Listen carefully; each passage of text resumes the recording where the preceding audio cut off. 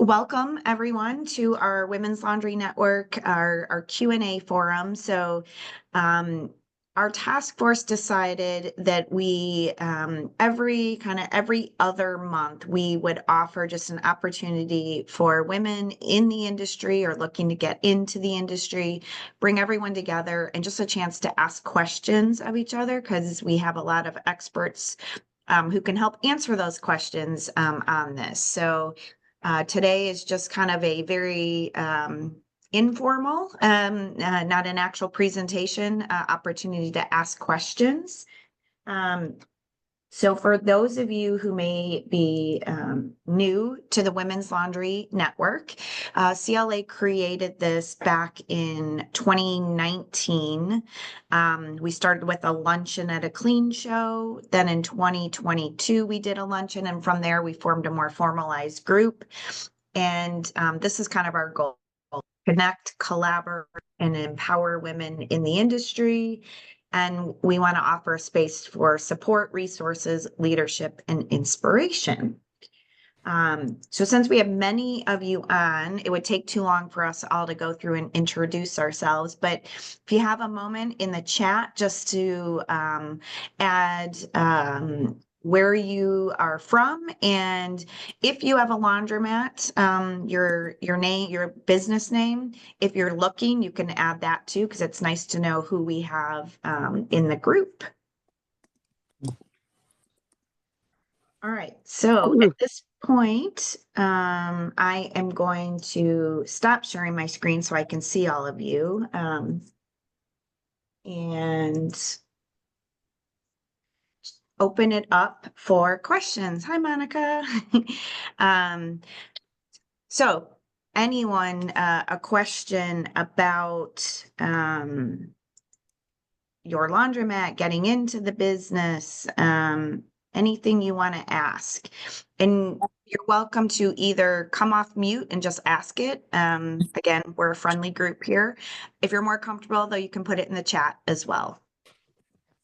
I'll start. I'm Christine. Hi. I'm from Connecticut. I am not in the laundry industry yet, but I'm working hard to get there. I am currently about to select my distributor, and I would love everyone's feedback on who they think would be best.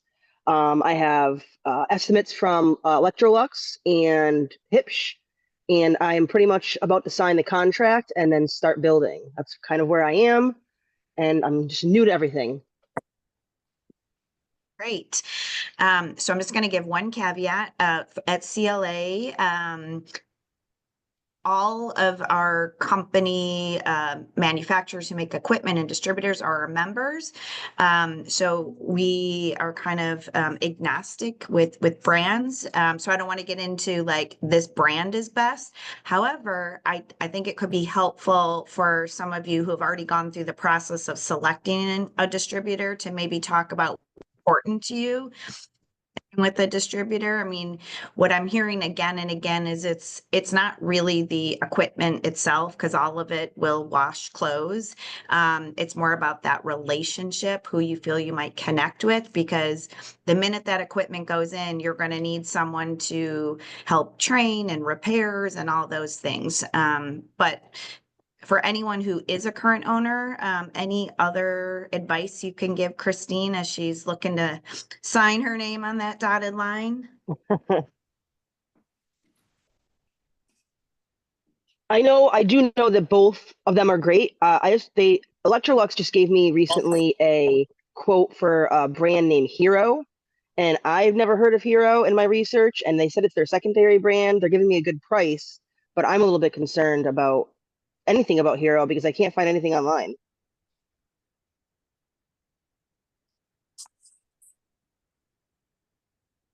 Anybody have anything they can help Christine with?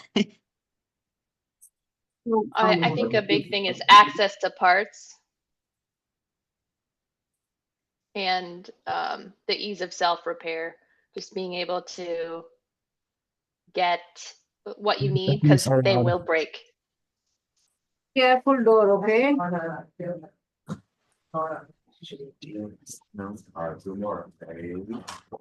Yeah, it looks like someone else Okay. said, Christine also said, she has not heard of them either. The big thing is to make sure that you're able to get the parts. Okay. So maybe have a conversation, gotta with figure that the out. person you're speaking with, just to see how available parts are. If you need something, do they stock it? That's a big thing. Do they stock it or do they have to order it? How quickly you could get it? Okay. Thank you. I appreciate the feedback. Um, anyone else?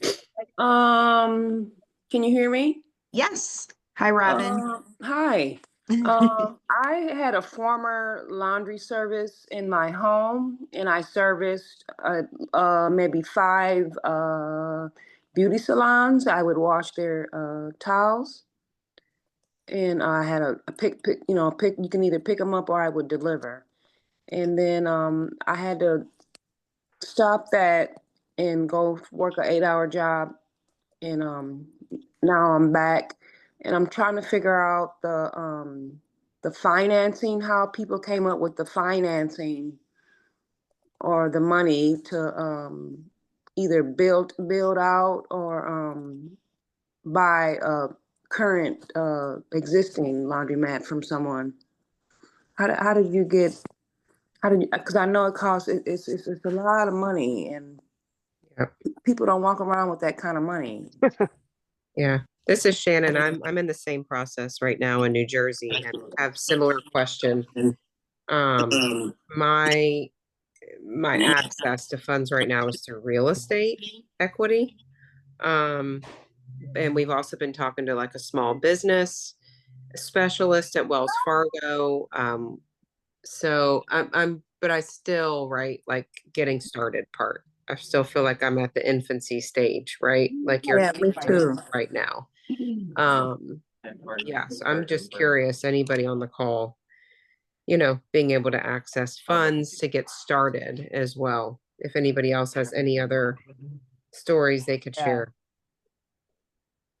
I'm going through the SBA. My closing date is the 25th.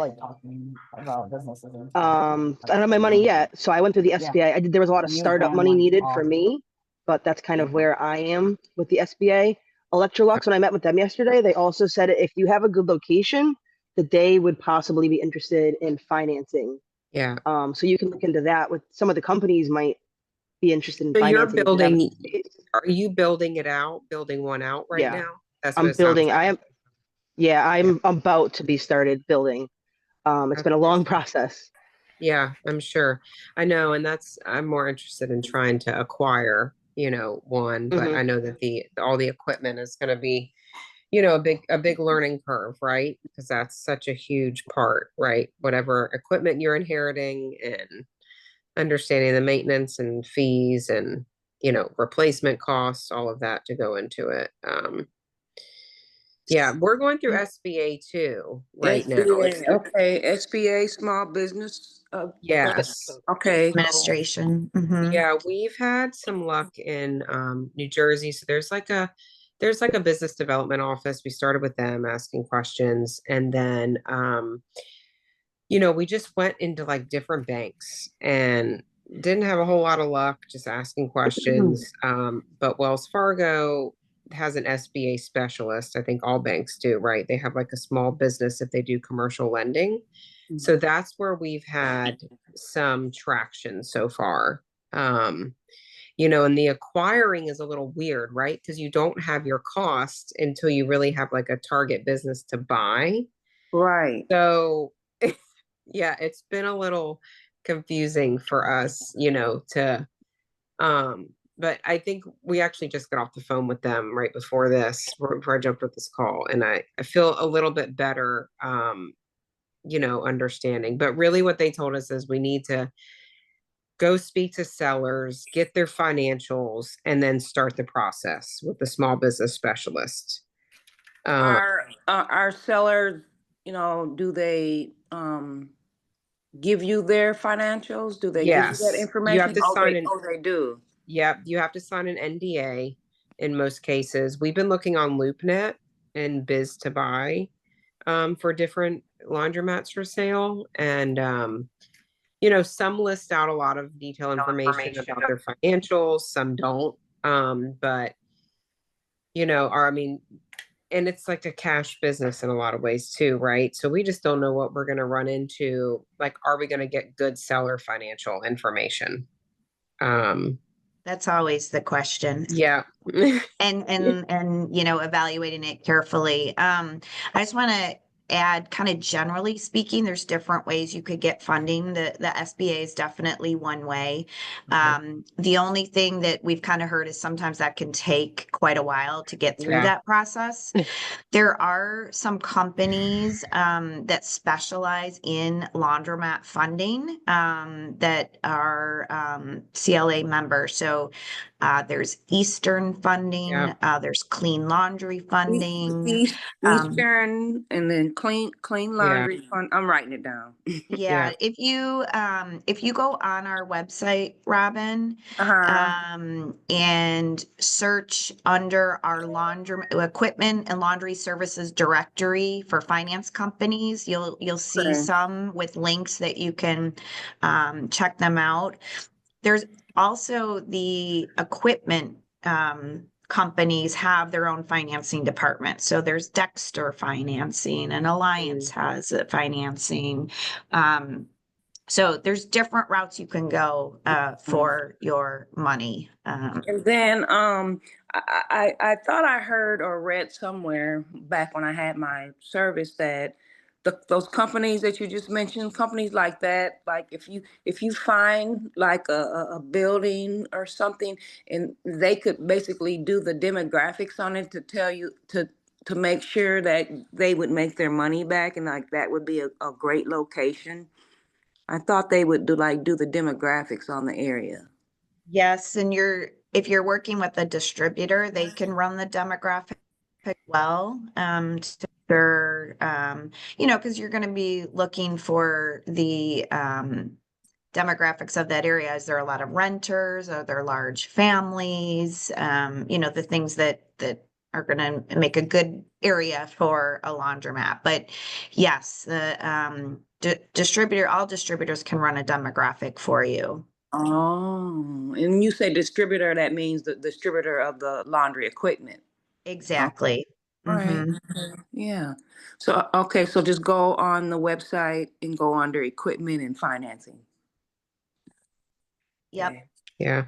We also did contact Eastland too. The only thing that I found challenging, they would want, I think it was minimally 35% down.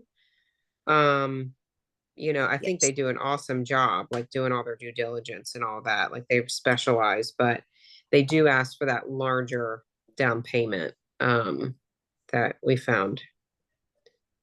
Yes, that is true. It is about 35% that you would need to put down. Let's see. So I don't know if you guys can see in the chat too, another suggestion by Christine was to look for local state business initiative corporation or a small business loan. They found an investment firm willing to loan them the money to buy an existing location. I imagine those you have to do some digging to find those opportunities.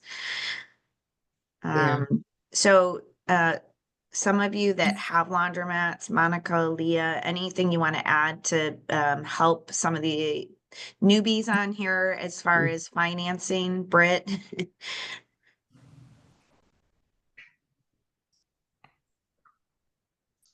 I had a cosigner with 11 laundries behind him, so my dad. Right. You were a family business, which makes it a little bit easier. Yeah. And that's great, that knowledge. Funding. Leah, how about you? Eastern funding. Okay. Yeah.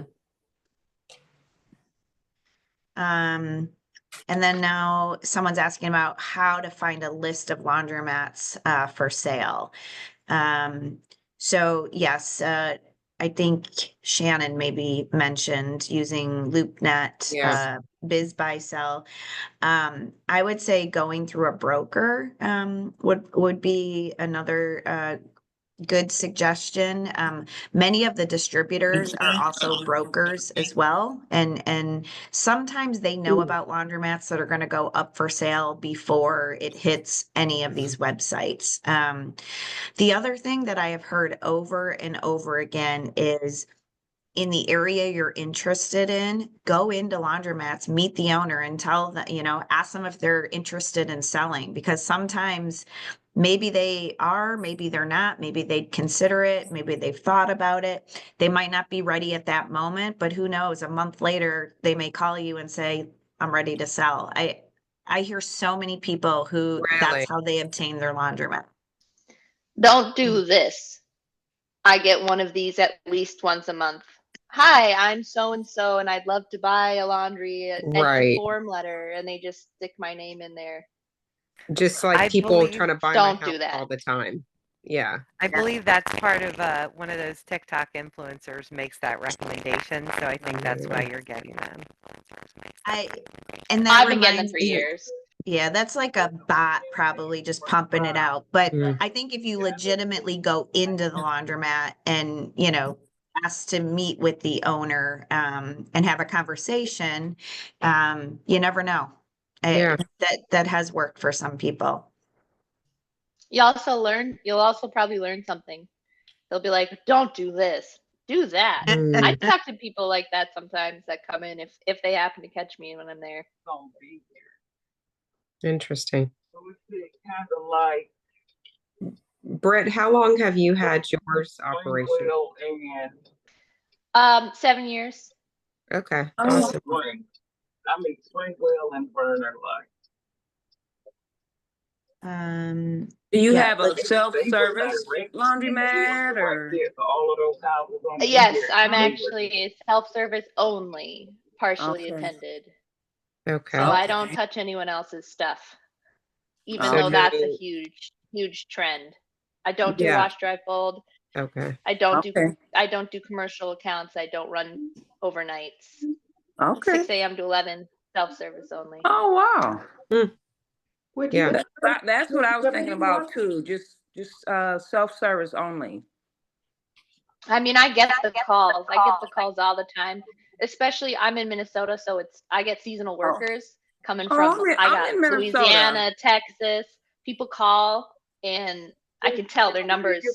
It'll say like Missouri, and they'll be like, "Hey, ma'am." Oh, No, we don't do you're in drop off. Minnesota? Yep, yeah. Yeah, I'm in West St. Paul. I'm in St. Paul. I'm in St. Paul. Okay. Okay, I'm a clothesline laundry in West St. Paul. Clothesline laundry in West St. Paul. Oh, okay. Yep. Wow. Britt, I would imagine that the self-serve obviously is less payroll expense, right? Versus That's like a yeah. full, right? Is that why you decided to do that? Just self-serve? Yeah. So I only have 5 employees and I'm not interested in managing anymore. I can yeah. That is a big, huge reason. There is potential. There are downtimes on my machines. There's the nights, they're just sitting there. I have no interest in managing the people and managing the customers and the complaints and where's my baby's sock? I don't have any interest in it. Okay. You said you have 5 employees. That's actually part-time employees, I'm guessing. Yes, Mhm. yes. So I do a morning cleaner that we only clean when we're open. I do a morning cleaner that does the floors, except for I have for the weekdays, and the weekends I have an evening cleaner that does the floors. So the floors get done every day. And then I have somebody come in for like 2 to 3 hours on the weekday, not evenings, like when it's busier again.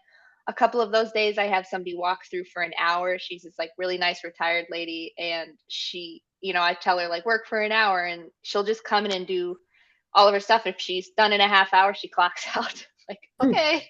And then on the weekends, I'm more staffed, just because it's busier and yeah, like it's just people spill stuff. It's just more action happening, more stuff for them to do. The worst is having an employee that's bored. Right, And they're on their exactly. phone and Yeah. Yeah. And they will wait until there's enough things to do. Like, well, I'm not going to sweep that one soap spot because it's just going to happen again in 5 minutes. Like, I'll just sit and wait. Yeah. You don't have any I know. security problems? Nope. I have cameras on everything. The bathroom light never turns off. So it deters people from sleeping in there. I have like 3 rows of lights. 1 row of lights never turns off. I have automatic electromagnetic locking and unlocking doors, so nobody has to go and open or close. So like, yeah, usually my staff leaves around 7 p.m. and then it's whatever, free for all till 11. But you know, I get people who've locked stuff in or out, like they've left and they left their keys in or something like that. There's a code on the door. And after about 5 years, the police finally remembered what that code was.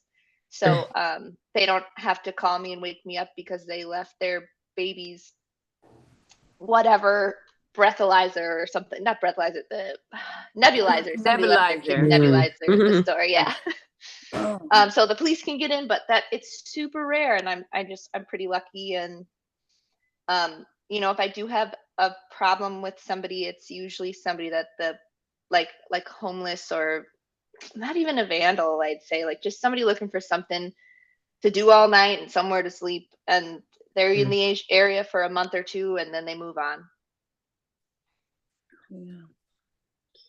Brett, I also want to say thank you regarding, you know, the letters that you receive, that it's not much appreciated. It's much more welcoming for someone like me. I'm just starting as well to come in and hopefully meet an owner or one of the attendants.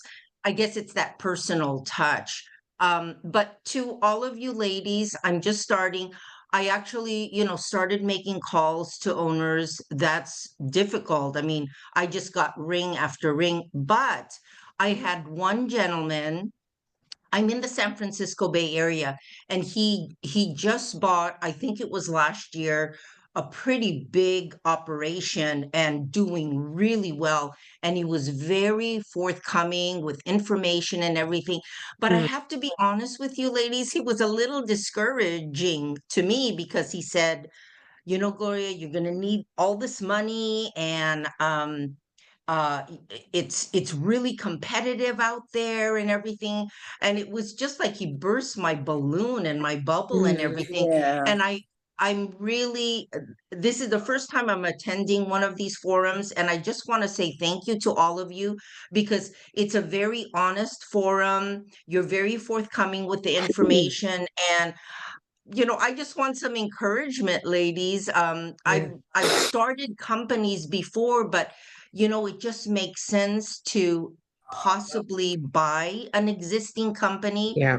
And I think it was maybe Shannon, someone here, the financials, the P&L, someone could just give you a spreadsheet or a P&L from QuickBooks or whatever. But you know, if you sign that NDA, hopefully you can get tax returns, because the tax returns are what they have submitted to the IRS, right? So those are believable numbers. And so those are the type of numbers that I would look at, right? What So is a NDA? What is that? Non-disclosure agreement. I should sign that to get their their financials. Their financials. And what it is, Robin, is, you know, you're telling them you're not sharing the information that you get from them with anybody. It's all the information you talk about with the owner or whoever it is. It's confidential, and it's between you and the owner. That's what it is. You keep all the information confidential. But anyway, ladies, so thank you for your feedback, your information. But you know, I guess what I want is kind of the state of the union. You know, how difficult is it? Or like, I believe, I'm so sorry, the moderator, I don't know your name, but you Danielle, were saying. I'm sorry, Danielle. I didn't Danielle. actually, I think I forgot to introduce myself. I'm sorry. Danielle, thank you. Yeah. Well, that's what this is for. So, there is a lot of information out there on laundromats right now. It's a very sort of hot business, and you can find all sorts of people who talk about getting into the business, and there's some, you can get in for free and all this stuff. And I think where CLA fits in is it's a great business, and I'm sure the store owners on here can tell you it's a great business, but it's not as easy as people make it sound. I Right. think I'm hearing again and again that it is a simple business, but it's not easy. Yeah, I mean, you do have to have some money to get started. You do have to be willing to put in the work. You don't buy it and walk away and the money starts going into your bank account like some of these, YouTube videos are showing. I mean, there is a reality to it. It is a business, but I think it's a very rewarding business. So I think, what we're trying to do here is, yes, tell you the real story, not discourage you, but, you want to go in with your eyes open. You want to do your homework. You want to do your research. I mean, all in, you're probably talking $1 million that you're investing in a laundromat. I mean, that's not, chump change. So you want to make Right. sure you're going into it and knowing, what you're getting into. So I'll get off my soapbox, but that's what CLA is Surprises. for, is That's to what you're getting educate. into. Thank you so much. Thank you. I think there's a few questions here, and I think a lot of these are those of you who own a laundromat can answer. Anyone address the timeline? Someone's asking about the timeline from starting the process to opening it up, and any hurdles that you could, make them be aware of. That's specifically for the building portion of the timeline, like you built your laundromat. I mean, I'm hearing that it can take 1 to 2 years if you're starting from scratch, like buying the piece of property, and building, if you're buying an existing timeline, of course, is shortened. And, there's a whole bunch of pros and cons about which way to go with it. But if you're starting, there's a lot of, permits and the utilities and that's where you want to check out everything, make sure there's not impact fees in that area, because that can be a cost that you're not aware of. What is impact fees? So in some towns, they charge a large fee to laundromats for what they anticipate the amount of water being used. And Okay. these fees can be, I mean, it can be, I don't know, you guys who own, correct me if I'm wrong, but somewhere like $10,000 to $30,000 a month. I mean, it can be crazy. California, I think there's some places that have very large impact fees. That would be one pro of going into existing, because the impact fee, it already exists. So the impact fee is for a new laundromat. But that would You be can something to, sometimes, I was able to wager my, so Minnesota has what's called whack and sack. That's the same like water and sewer access and usage. And I was able to leverage my laundry. It was actually another 900 square feet bigger.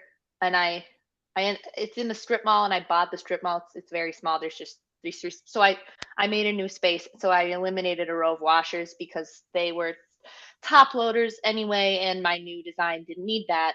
I was putting in better, bigger, whatever. So I was able to like put up the water usage from that. Like, look, this business already paid whack and sack for this amount. Here are my new machines, because it's like somewhere in the plumbing. They're like, well, if you're installing a toilet, you have to pay it, and it's like nothing. But they just decide how many times per whatever you're going to use that washer. If used that washer that much, I would be so rich. It's wherever their calculations are, it's in La La Land, pretend world. Mm. But I was able to like wager against, okay, I bought this laundry that already had this much water usage that was paid already. It's a one-time fee.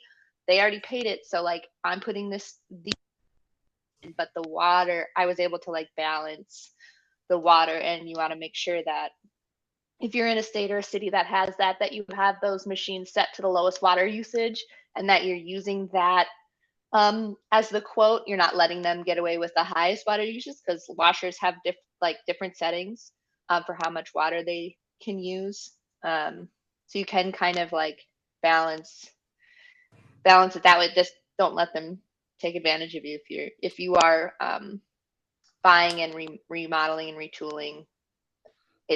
They don't want to help you. They want that fee. Mm. There is a question about who charges the impact fee. Yes, it is the city or the village, depending on how you're structured. So that's who you would want to check with if you're building, again, a new laundromat from the ground up. So So another, go ahead, Gloria. It wouldn't apply to an existing, if you're buying an existing. Okay, thank you. Right. Okay. Yep. They Britt, might try. They would it did be it to o- me, and would I it- didn't would let it- would- Britt, would it be okay if I met with you personally, or just Yeah. Oh, that'd be great. I'll put my email in the chat. Oh, okay. Okay. Does anyone know about utility connecting fees? Or is it the same thing maybe? Just different wordage? That can be different fee. The impact fee is really the water itself. But yes, there are sometimes restrictions. I believe New York, I don't know if anybody here is looking at opening a laundromat in New York, but I think at one time there was a ban on new gas connections. So it would be very tough to build a brand new laundromat in New York City. So that can be a little different than the impact fee, but generally, yes, there will be fees to hook up the utilities. Again, existing, that should already be there and kind of built into their monthly costs, the utilities.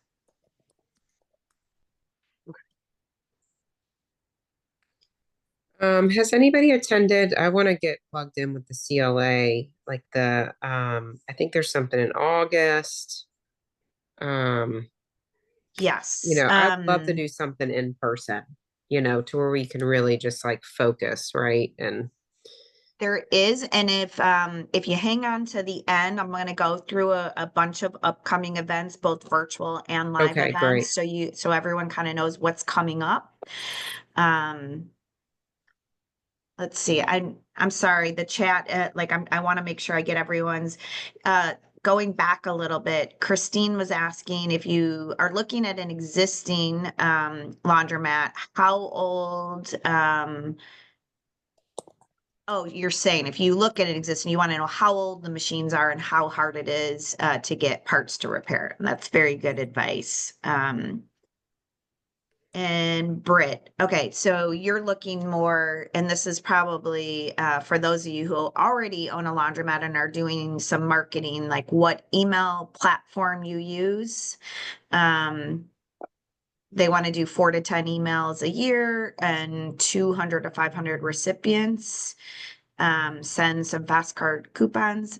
Monica, I assume you guys do some pretty heavy marketing. Do you mind sharing like what you use? Yeah, I'll have to check with my husband on what we use in the laundry business. But for my financial coaching practice, I use Constant Contact. It's like $50 a month, and I have like 1,200 contacts, and I send out a monthly newsletter that way. I also think if you are looking for cost savings, MailChimp is another free service. It's a little less user friendly, I think, than Constant Contact, but it does. Both of those have integrations with other software that may help with getting your contacts into the programs. So those are two possibilities. I think there's a lot of I think there's a lot of software out there depending on what point of sale you use, and if you are using things for lead generation that can also help you with that. We have a point of sale, and I know that they get like text messages when their orders are ready or when they've been delivered and things like that. So I don't know if we use that system to email, so I'll have to check on that, but I can get back to you, Britt. I was gonna say text message marketing has been really successful in things that I've worked with in the past, just because most people go email blind. I'm a victim of that. If I get too many emails from you, I will not pay attention. But text messaging, that gets layered into everybody else. So if you like send discount codes or something like that, it's actually, I think, more cheaper and it's easier to manage. So and you get the same kind of statistics, who opened, who clicked through. So you get to track the success rate too. So I would consider text message marketing as well, Britt. And how do you collect that? Or So what it could be as platform do you use to simple send that? as maybe you create a free QR code and say you want to stay in touch with us. Click here through the QR code, which will take them to the platform. Or if you have your own website, Easy Texting gave you the dump and run code. I just copied code from that, put it on our website so they could sign up on my website or a Facebook ad, and they sign up for it and they can opt in, opt out. A little bit easier to manage. But then how do you send it? So it's just like a software. You log into Easy Texting, say, okay, I want to do a Okay. mass mailing to blah, blah, blah, blah, blah. And you can segment them It's too. Like easy texting. Easy Texting is one that I used, yes, for Okay, in my past life. sure. Yeah, I have I Fast Card, and Fast Card does some texting, but not the emailing. And I thought they did, and I've been telling customers since my conversion that I'd be emailing them coupon codes because I used to snail mail coupon codes, and Mm, that is so expensive. I yes. used to mail them and it's actual coupons. I expensive. got paper coupons. Yeah, expensive And then, yeah, half of them come back because apartment life means a lot of people that you're moving a lot. Right. right. Not half. I exaggerate. Like a 10% come back. It's a lot of stamps. Yeah, and I'm seeing, I know Amanda said it and Monica, the thing about email, besides people not paying attention, they can end up in spam. Whereas text, everyone is looking, at their phone constantly. Does anyone market at local, national night outs? I'm not exactly sure what that is, Christine, unless someone else knows.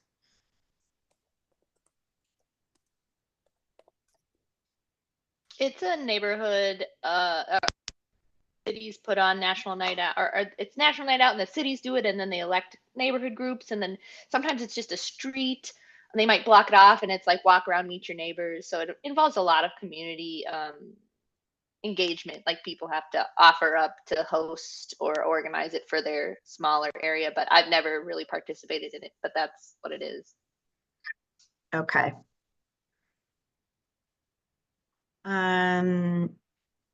So another question and this comes up a lot, coin versus digital payments. Yeah,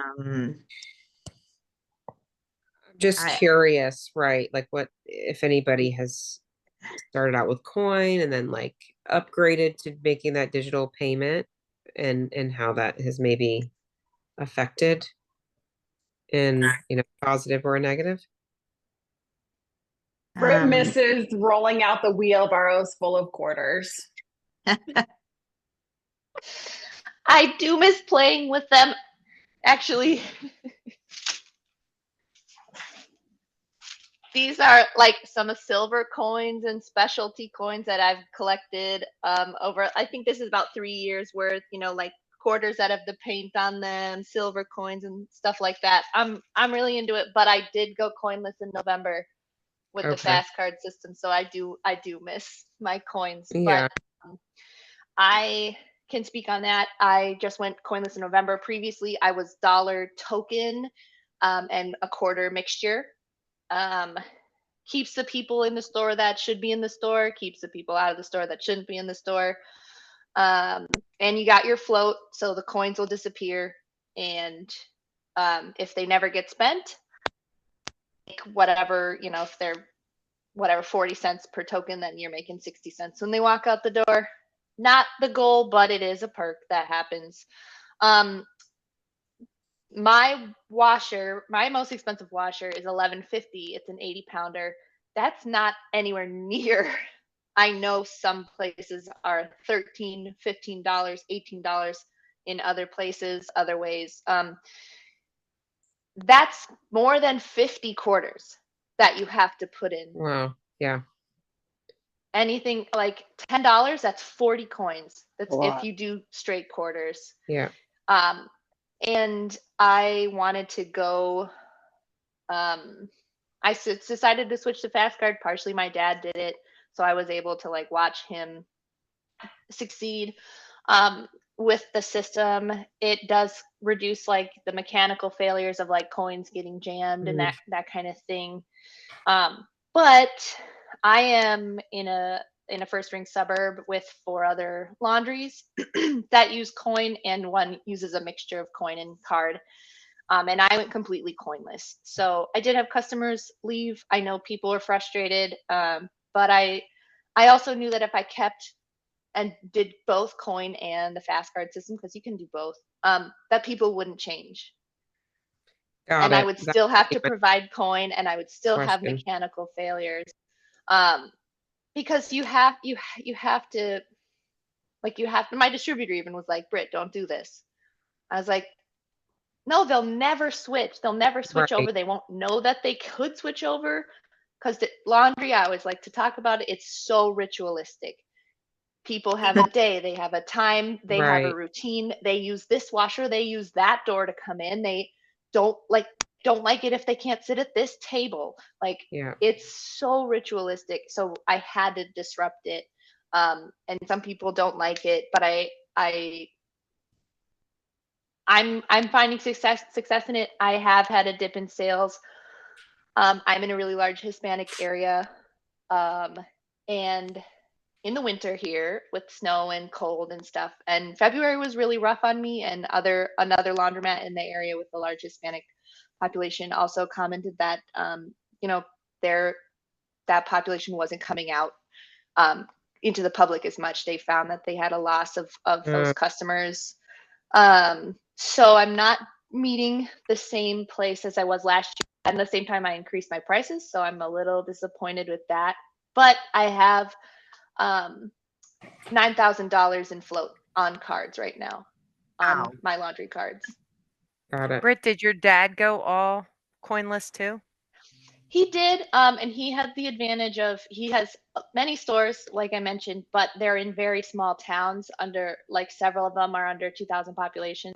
My store meets or exceeds his busiest store, but he likes to be the cleanest, the best, the nicest, the brightest, the only one in the area that's going to. He doesn't go into a town and push out a store. He goes into a town that doesn't have one and brings people from the towns nearby. And he has that luxury of going coinless because there's no other option. He's the best option, so people had to commit. But when I did it, I did bilingual staff full time for 3 weeks. And I still have people that come in and go, I don't know what to do. Yeah. So, but yeah. I'd you like said you to use share fast one card? other thing. I use fast card. I'd like to share one other thing that I find fascinating. I had 2 ladies separately come to tell me how amazing it was that they could use their debit card in the store, whether it was loading onto the card or using it at the machine. 2 separate women told me that doing laundry for them was a 3-day process. If they needed to do laundry, they needed to start 2 days before actually doing it, because for however their finances work out, they needed to get cash to do laundry because it's a cash situation, and they would have to go to CVS and make a small purchase and see how much they could get in cash back. If that store, if CVS wasn't willing to do it, then they'd go to a Walgreens, make a small purchase and see how much they could get in cash back from their debit card. And they were so relieved that they didn't have to do that anymore. It was just wild to me. I'd never heard of that before. Huh. Is there any, are there like loyalty programs that's possible with like the debit card? I don't know if you ever see like, after 10 washes, 1 free or something like that. Yeah. You ever Very seen? common. Okay. Very common. All right, I'm kind of watching the chat and we don't have a ton of time left. Britt, Angel is asking what distributor you use. I don't know if you want to respond to her through the chat.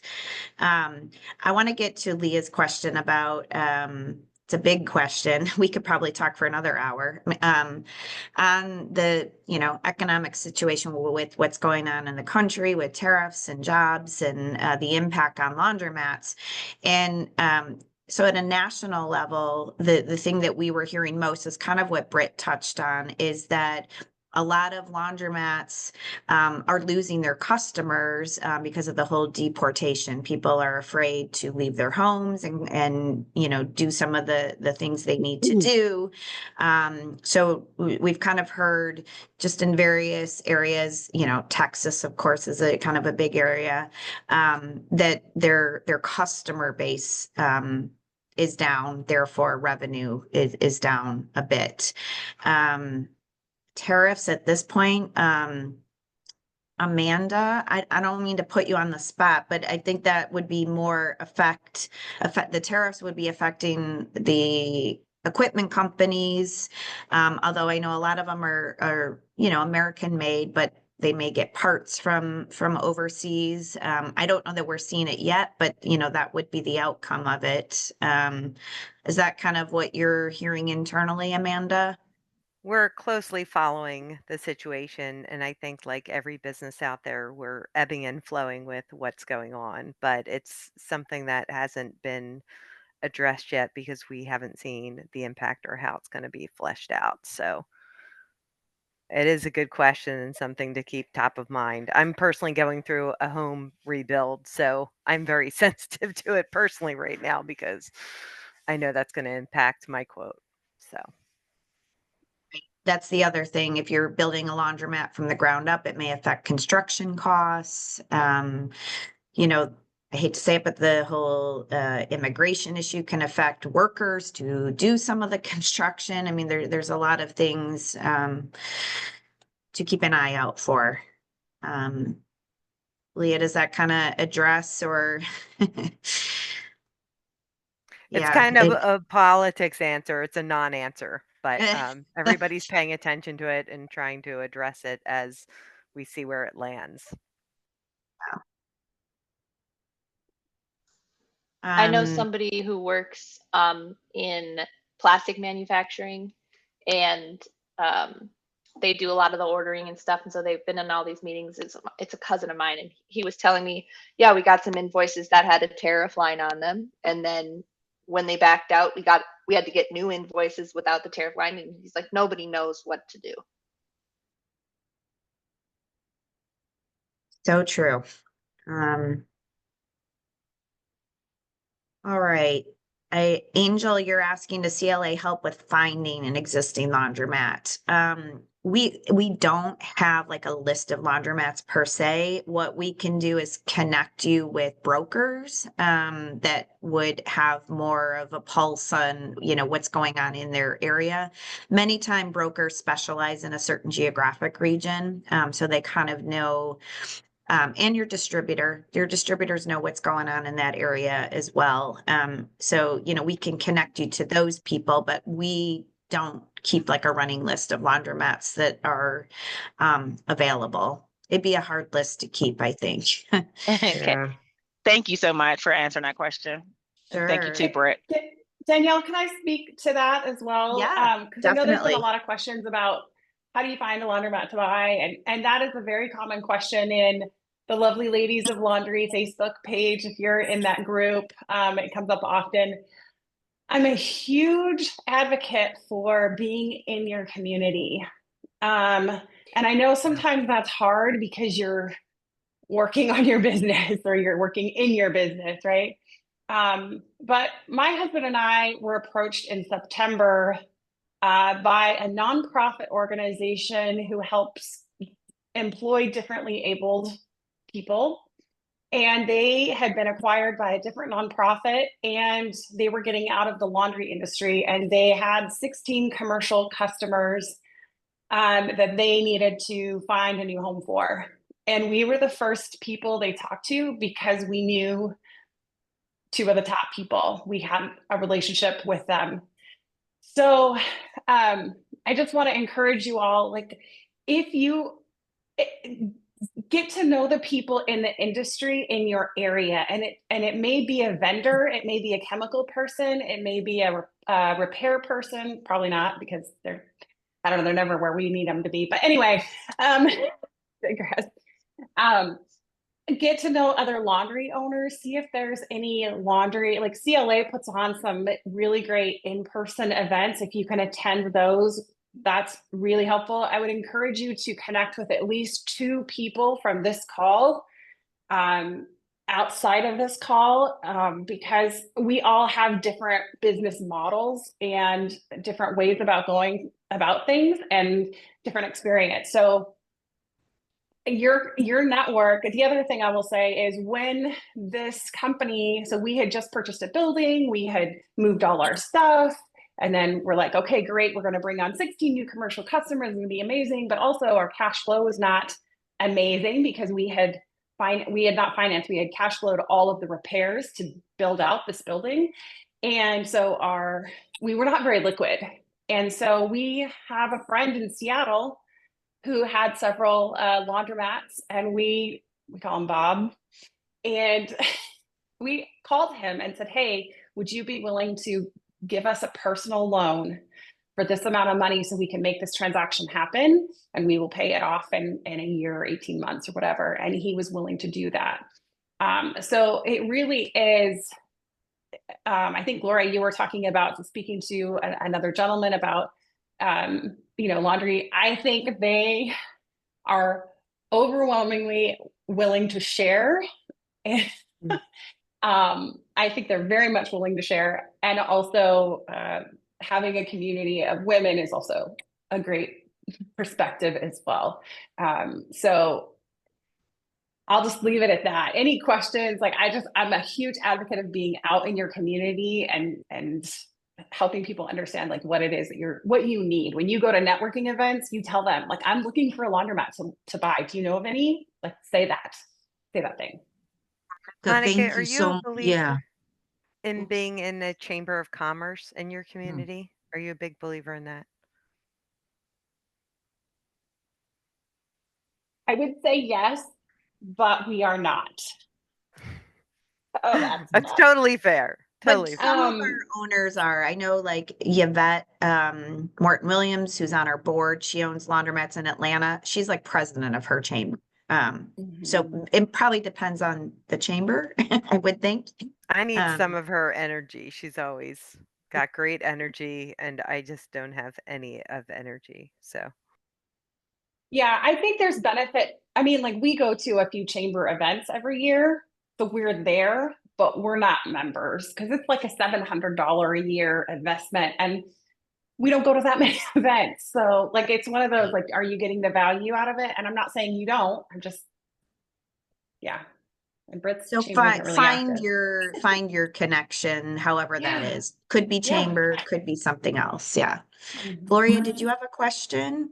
Yeah, so if it's not, because I was looking into Chamber of Commerce, and I'm in San Jose, California, so it's a big city. But if it's not going to be the chamber, because the chamber is like, it's big, you've got real estate, you've got this industry, where where would I go, or what organization should I be looking for in my local communities? So for you, To I don't know that connect. chamber would be a bad situation. I don't know what the investment is to belong to a Mhm. chamber in your area. It's probably more than Spokane, Washington. But you know, I think wherever you can be among people who can help you with things that you're looking for. So when you talk about real estate, if I know you're not looking to build, but they might be in the know. They might know a broker. If you're looking for financing, people in those sectors might have that information. I think I just literally learned this. I've been going to networking events for decades. Okay, I'm so old, but I literally just learned this in December of last year. Somebody told me she's a local business owner. She's kick ass, like she's awesome. She said, I used to just go to networking events and just visit with people and collect business cards and blah, blah, blah. And she goes, I don't do that anymore. She goes, when I go to a networking event, I go with a purpose. I go with a question. I go with something that I need. I ask people for help. If I don't understand the law, or if I need help with a permitting issue, I ask people for help with that. And a lot of times the people cannot help, but they know who can, and they'll connect me with someone who can. So I don't know that it's necessarily like what group you're in, but that you go into the event or setting with an intention. Like, what is it that you need from that event, and what can you offer others? Gloria, Thank you, Monica. we have a pretty involved CLA member named Nathan Lynn. Him and his wife own several laundromats, and they opened a very large one in Jose. So after this, if you want to reach out to me, I can do like an e-introduction. They're God, very, yeah. very nice. I'm sure that him and his wife would be happy to talk with you, and they're in your area. Beautiful. Danielle, I mean, I don't know how to connect with you, but that would be wonderful. You know what? And you I'm said it gonna was put Nathan my Lynn. email in the chat. Okay, thank you so much. And you said his name is Nathan Lynn? Uh-huh. Beautiful. Thank you. I really appreciate that. So we're at the end, but with that, as we're talking about connections, there was a request, which I think is a great one, that if in the chat you add your Facebook and Instagram handles, and I'm gonna add on to that also LinkedIn, because that's a good way for us all to kind of connect to. I put my email there. So if any of you who are looking to get into the business, want a connection, typically we have members in all areas. I could probably, find someone to connect you with. And then I know we're a little late, but in the last couple of minutes, I'm just going to share some of the upcoming events that we have, because I know that came up a little bit. So bear with me while I bring my screen up. Okay, so CLA, we do both virtual and in person. So these are our virtual events coming up. So the end of the month, we have one that's focused on laundromat managers. We're going to have managers from a few laundromats kind of talk about their role, what they do. So even those of you who don't have a laundromat, the day you open, you're probably not going to have a manager, but down the road as you grow, something that would be of interest. Oops, sorry, I don't know what happened there. If you have not attended our webinar, we do a monthly free webinar on how to get started in the business. And our president and CEO, who's been in the business for over 30 years, it's an hour and a half where he goes through. He usually invites a guest that is an existing store owner, and it's an opportunity questions kind of like we did today. So I would highly recommend attending this workshop coming up on May 13th. And then, of course, our women's laundry monthly webinars as well. The one in May, we're going to focus on innovations in technology in laundry. So, we talked a little bit today about card systems. So we're going to get into all the different technology that you can put into a laundromat. as far as events go, Monica touched on that we do these local networking events. They're 2-hour events, just dinner and networking. So these are the ones coming up. We do 1 to 2 a month. Next week we have one in Oak Brook. So anybody who's in Chicago area. I know there were a few Connecticut people on here. We have one in Burlington, Mass on May 1st. Newark, California. Nathan, who I mentioned, will definitely be at that event on June 5th. And then I did see a couple New Jersey. So we have one in Hoboken. So if you go to this link, though, you'll see the events we're doing across the country. And if you become a CLA member, you do get a little bit of a discount, but they're like, $60, $75 events, not very expensive. You get a dinner, but the best thing is you get the chance to network with other people in the industry.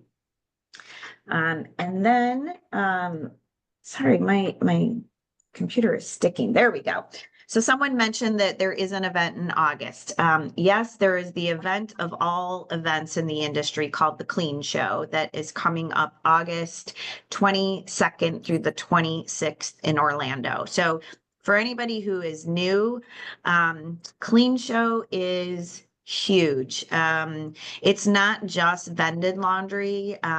There's dry cleaning, there's linens, there's textiles, it's huge. There are typically somewhere between 10 to 15,000 attendees. They've sold out of booths. So every product or service you would ever want to know about will be exhibiting there. It can be a bit overwhelming. So CLA does do some events that are just for people in vended laundry. We do our own education every morning. This year we're doing something new on the Friday before the show officially starts. We're going to do a laundromat tour. So you'll have to register. You'll get on a bus at the hotel and we'll take you around 4 different laundromats in the Orlando area. So you can see a different perspective of. And you know what, I don't know, like, it doesn't matter if you're getting into the business or you're in the business. People love to see other laundromats. It can spark a new idea like, oh, that's great. I've never thought about doing that. So we thought this would be a fun way to see some laundromats in the area. For women, we're doing a couple special events just for women in laundry. Our big luncheon is on the Sunday. We have a keynote speaker coming. She is the sports psychologist for the Chicago Bulls. So we're pretty excited about that. And then on the Monday, at the close of exhibits, we're doing a happy hour just for women. And then the Sunday night, it is CLA's 65th anniversary. So we're going to do a large reception for people in the industry. So if you go to this website, you'll see all these activities, you'll see the registration. My best advice is if you're thinking at all of going to Clean, book your hotel. The hotels, they sell out very quickly. The Rosen Center Hotel is the CLA hotel because there's like 10 different hotels. But if you want to stay where CLA people are staying, that's where our reception is. The Rosen Center is can always go later, read the cancellation policy. I'm not sure the date, but again, the hotels book up quickly. And then if you don't get in with our room block, good luck finding one. The costs are astronomical. Yeah, we get a lot of those calls like, oh, it's sold out. What do we do? We're like, I don't know. So book the hotel. All right, that brings us to the end. This was a great session. I loved hearing from all of you. I love when we have this, conversation. That's what this was all about. So it was recorded. So if you want to go back and kind of, hear some of the responses, with that, I hope to see you all at the next event or maybe a Connect Live. I'll get to meet you in person because I typically do go to all of those. So thank you so much and have a good rest of your day.